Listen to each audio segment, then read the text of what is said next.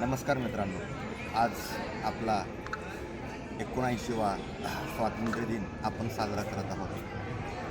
स्वातंत्र्य दिनाविषयी बोलायचं म्हटलं तर अनेक क्रांतिकारांनी या स्वातंत्र्य समरामध्ये आहुती दिल्यानंतर आजचा हा आपल्याला सोहळा बघायला भेटला. एका कवीनं म्हटलं आहे, देशभक्ता प्रासाद बंदीशाळा, शृंखलांच्या गुंफिल्या पुष्पमाळा, चितासिंहासन शूल राजदंड, मृत्यू दैवत दे अमरता उदंड.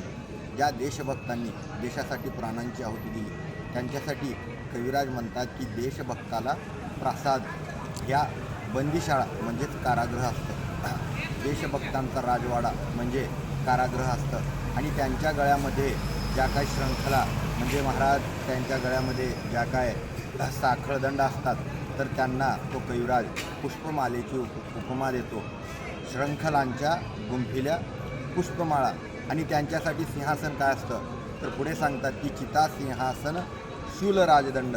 त्यांच्यासाठी चिता हेच त्यांचं सिंहासन असतं आणि शूल आधी आपण प्राचीन काळामध्ये म्हणतात की एखाद्याला सुळावर जाण्याची शिक्षा दिली तर असे जर सुळावर जाण्याची शिक्षा जर त्यांना दिली तर तेच त्यांचं राजदंड असतं.